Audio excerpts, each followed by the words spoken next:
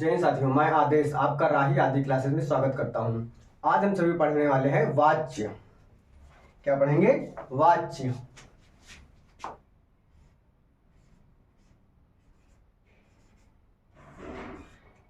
पढ़ेंगे वाच्य।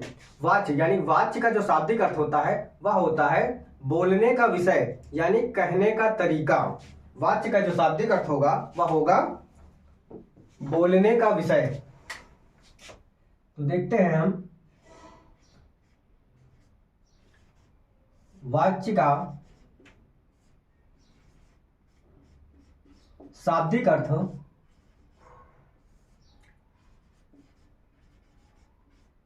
वाच्य का शाब्दिक अर्थ होता है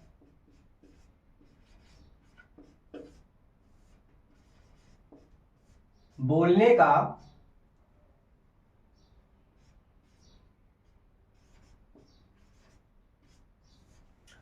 का विषय, या फिर हम इसको कह सकते हैं शाब्दिक अर्थ में बोलने का विषय यानी बोलने का तरीका। अब हम देखते हैं वाच्य की परिभाषा। जो परिभाषा होगी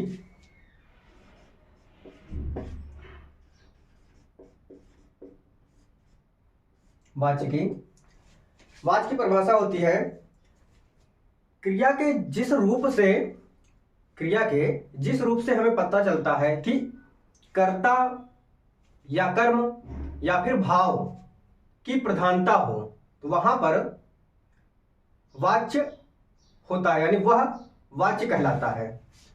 तो परिभाषा में हम लिखते हैं क्रिया के जिस रूप से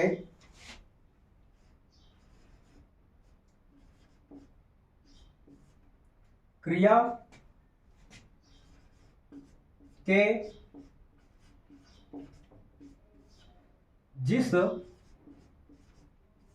रूप से हमें पता चलता है, हमें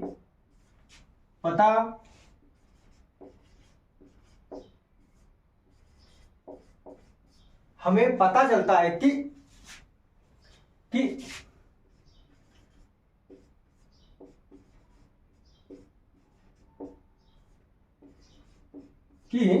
क्रिया का मुख्य विषय क्रिया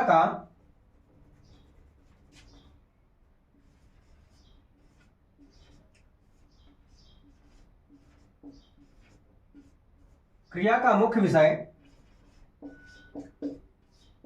कर्ता होगा या फिर कर्म होगा अथवा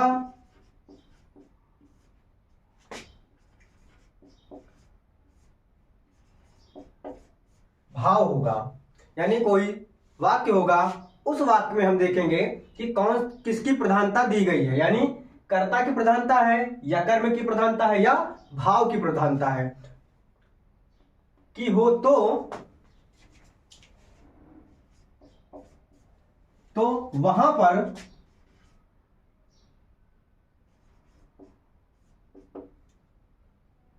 पर वाच्य होता है, या फिर हम लिख सकते हैं तो वह वाच्य कहलाता है। तो वह वाच्य कहलाता है। तो वहां पर वाच्य कहलाता है। इसके बाद हम देखते हैं वाच्य के भेद। वाच्य के भेद कितने होते हैं? 3 भेद होते हैं। कौन कौन सा? कृत्यवाच्य, कर्मवाच्य और भाववाच्य। यानी हम लिखते हैं कि वाच्य के भेद में लिख लेते हैं कि 3 प्रकार से होते हैं। 3 प्रकार के होते हैं। पहला होता है कृतवाच्य या कर्तृवाच्य बोलते हैं। कर्तृवाच्य। और दूसरा होता है कर्मवाच्य।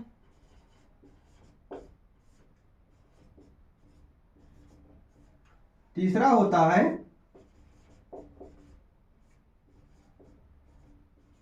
भाववाच्य।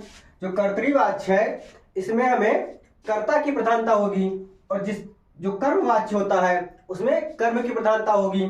जो भाववाच्य होगा वहां पर भाववाच्य की प्रधानता होगी। इसके बाद हम देखते हैं, पहला पढ़ेंगे कर्तृवाच्य। अब हम इसके बाद अब पहला पढ़ने वाले हैं कर्तृवाच्य।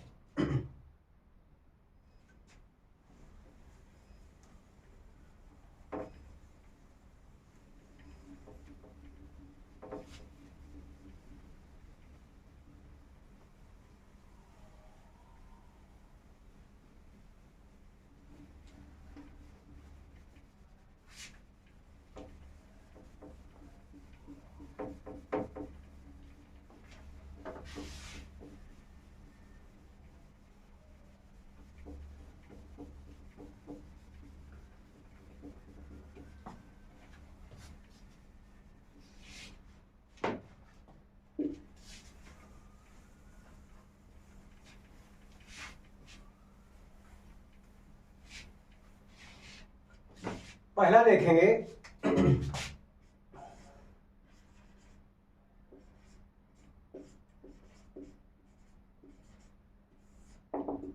कर्तृवाच्य।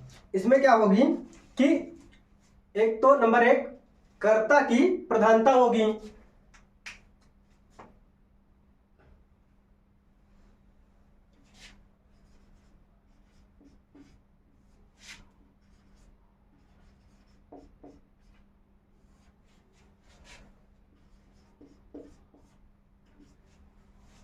कर्ता प्रधान हो, या हम इसको लिख सकते हैं जिस वाक्य में कर्ता की प्रधानता हो वहां पर कर्तृवाच्य होता है। कर्ता के साथ साथ लिंग वचन और क्रिया में भी परिवर्तन होगा। जिस प्रकार से हमारा कर्ता होगा उसी प्रकार से उस लिंग वचन और क्रिया में भी परिवर्तन होगा। तो इसको हम अगर लिखना चाहें तो पहला पॉइंट लिख लेते हैं। इसके बाद दूसरा पॉइंट होता है कि जो क्रिया है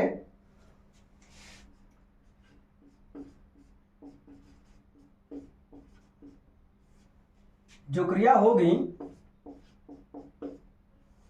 वह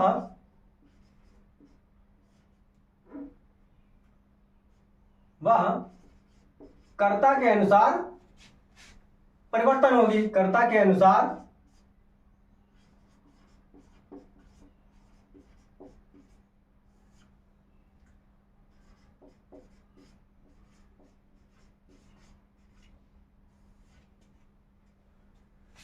परिवर्तित कर्ता के अनुसार परिवर्तित होगी। और जो इसका तीसरा है, इस सेंटेंस में जो कर्म होगा कर्ता के साथ वह आकर्मक भी हो सकता है और सकर्मक भी होगी।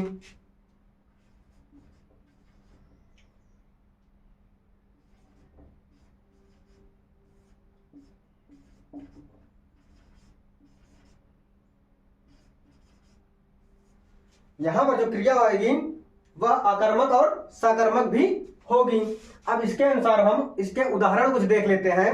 जैसे राम पुस्तक पढ़ता है, ये हम देखेंगे उदाहरण कि राम पुस्तक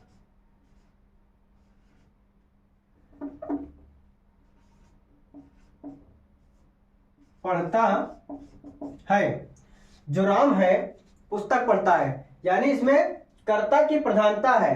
पुस्तक कौन पढ़ रहा है? राम पढ़ रहा है, यानी राम पुस्तक को पढ़ रहा है। तो यहां पर हम देख रहे हैं कि राम की प्रधानता है कि वह पुस्तक पढ़ता है। अगर हम लिखते हैं यहां पर कि सीता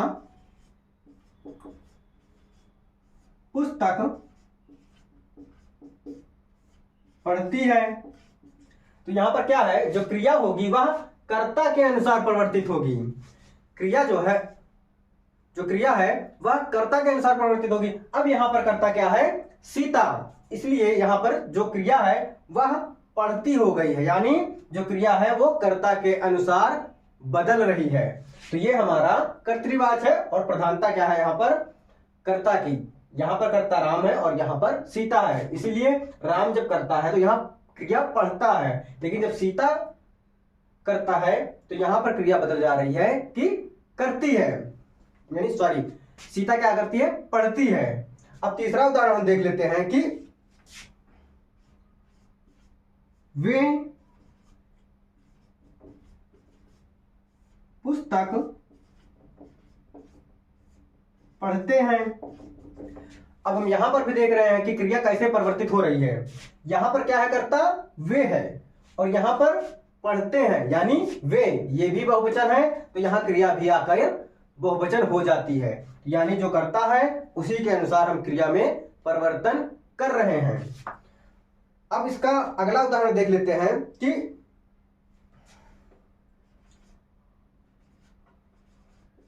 लड़का फूल तोड़ता है। यहां पर कर्ता क्या है? लड़का, और यहां पर जो क्रिया है तोड़ता है, यहां पर कर्ता के अनुसार तोड़ता है लिखा हुआ है। अगर हम यहां कर दें लड़की फूल तोड़ती है, तो यहां पर क्रिया जो तोड़ता लिखा हूं लड़का के अनुसार, यहां पर अगर हम लड़की लिखेंगे तो लड़की के अनुसार यानी कर्ता के अनुसार क्रिया में परिवर्तित हो जाएगी, तो यहां तोड़ती हो जाएगी। यानी हम देख रहे हैं कि हमारा कर्ता की प्रधानता होने की वजह से क्रिया में हम परिवर्तन कर रहे हैं। कभी कभी क्या होता है कि कर्ता का चिन्ह ने होता है, कर्ता का चिन्ह ने होता है, तो किसी जैसे इस सब में क्या आया है? कर्ता का चिन्ह ने होता है, लेकिन यहां पर ने नहीं आया है, लेकिन किसी किसी उदाहरण में या समझने के लिए ने भी आ सकता है। जैसे मोर नाचता है, या फिर ने के उदाहरण देखें तो सुरेश ने, इसके बाद इधर देखते हैं कि सुरेश ने पत्र लिखा। किसने? सुरेश ने, यानी कर्ता के साथ कर्ता की विभक्ति जो है यहां पर आ गई ने, तो यहां पर आया कर्ता यानी कर्ता ने, यानी सुरेश ने पत्र लिखा, तो यहां पर जो कर्ता की विभक्ति होती है वो ने, तो ये भी जब ने आएगा विभक्ति के साथ तो भी हमारा कर्तृवाची होगा। और अगर हम देखें तब जैसे लिख दें राम ने पुस्तक पढ़ी, राम ने पुस्तक पढ़ी। यहां क्या है? सॉरी, यहां क्या है? राम ने पुस्तक पढ़ी, यानी कर्ता आया है, यहां पर कर्ता की विभक्ति ने आया है। और इसमें क्या लिखा था? क्रिया जो है अकर्मक और सकर्मक दोनों होगी। यहां पे तो सकर्मक आ गई, लेकिन अकर्मक के भी कुछ उदाहरण हम देख लेते हैं। जैसे कि मोर नाचता है, मोर नाचता है, नाचता है कौन? यानी मोर, यहां पर आ गया, तो यानी अकर्मक क्रिया है। अगर हम अगला उदाहरण देखें तो लिख सकते हैं कि मोहिनी नाचती है,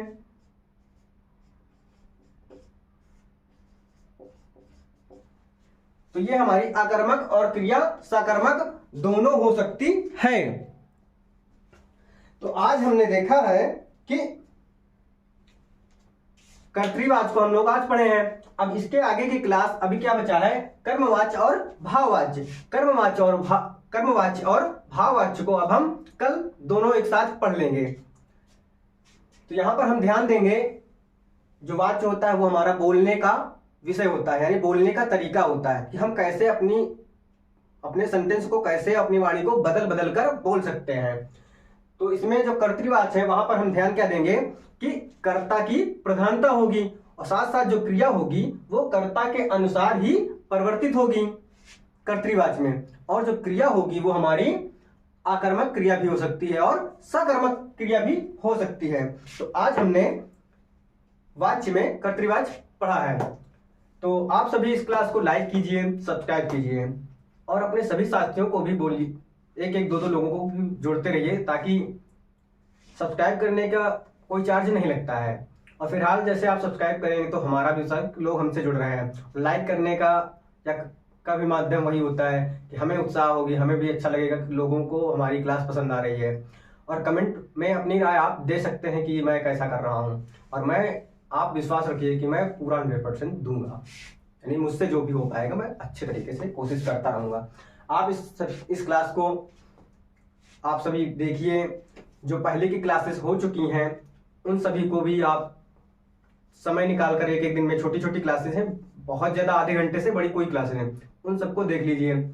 यूपीपीसीएस का भी पेपर होता है, उसमें भी हिंदी पूछता है, तो वहां भी काम आ जाएगा। सीआरपीएफ की वैकेंसी जो आई थी पहले 9000, वो अब सुनने में आ रही कि 1 लाख से ज्यादा पद आ रहे हैं, तो वहां पर भी 25 नंबर की हिंदी आएगी। तो आप सभी अगर पढ़ना चाहते हैं तो पढ़िए मुझसे, और आप इस मेरे पढ़ाए जो एकदम लाभ उठाइए। आप विश्वास रखो, अच्छा ही दिया जाएगा, जो भी मैटर दिया जाएगा। तो बस आज की क्लास को यहीं समाप्त करते हैं। धन्यवाद।